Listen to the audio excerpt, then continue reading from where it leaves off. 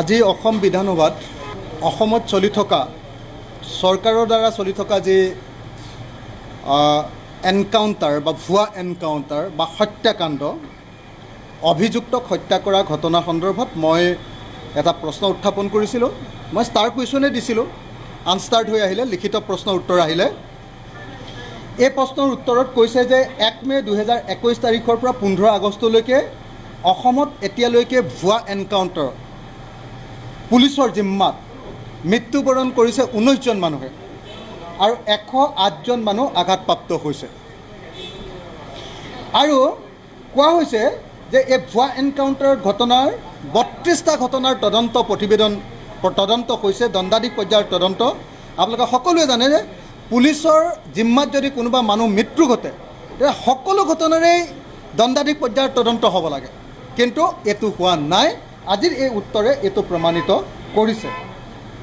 আনহাতে আমি দেখিছোঁ যে এই ভুৱা এনকাউণ্টাৰ ঘটনা যিমানবিলাক এনেকুৱা ধৰণৰ মৃত্যুবৰণ বা আঘাতপ্ৰাপ্ত কৰাৰ ঘটনা ঘটিছে, সেই ঘটনাবিলাকৰ ওপৰত কোনো ধৰণৰ সকলো গোচৰবিলাকৰ ওপৰত কোনো ধৰণৰ কেছ আৰোপ কৰা হোৱা নাই। কেছ দিব লাগে। যদি এনেকুৱা এটা ঘটনা ঘটে লগে লগে গভৰ্ণমেণ্টে চমতে এটা কেছ দিব লাগে, কিন্তু এইটো কৰা নাই।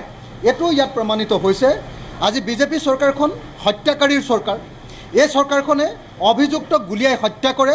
এই কথাটো আকৌ এবাৰ আজি এই প্ৰশ্নবিলাকৰ উত্তৰৰ জৰিয়তে প্ৰমাণিত হ'ল।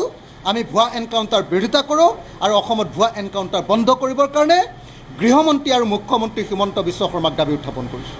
আজি অসম বিধানসভাত অসমত চলি থকা চৰকাৰৰ দ্বাৰা চলি থকা যে এনকাউণ্টাৰ বা ভুৱা এনকাউণ্টাৰ বা হত্যাকাণ্ড অভিযুক্তক হত্যা কৰা ঘটনা সন্দৰ্ভত মই এটা প্ৰশ্ন উত্থাপন কৰিছিলোঁ। মই ষ্টাৰ কুৱেশ্যনে দিছিলোঁ, আনষ্টাৰ্ড হৈ আহিলে, লিখিত প্ৰশ্ন উত্তৰ আহিলে।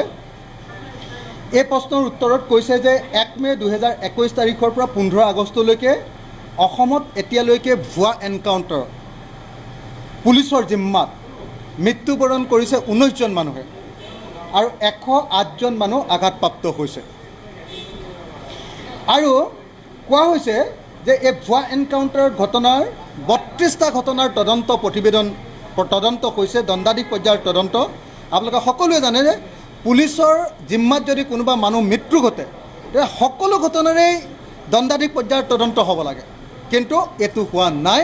আজিৰ এই উত্তৰে এইটো প্ৰমাণিত কৰিছে। আনহাতে আমি দেখিছোঁ যে এই ভুৱা এনকাউণ্টাৰ ঘটনা যিমানবিলাক এনেকুৱা ধৰণৰ মৃত্যুবৰণ বা আঘাতপ্ৰাপ্ত কৰাৰ ঘটনা ঘটিছে, সেই ঘটনাবিলাকৰ ওপৰত কোনো ধৰণৰ সকলো গোচৰবিলাকৰ ওপৰত কোনো ধৰণৰ কেছ আৰোপ কৰা হোৱা নাই। কেছ দিব লাগে। যদি এনেকুৱা এটা ঘটনা ঘটে লগে লগে গভৰ্ণমেণ্টে চমতে এটা কেছ দিব লাগে, কিন্তু এইটো কৰা নাই।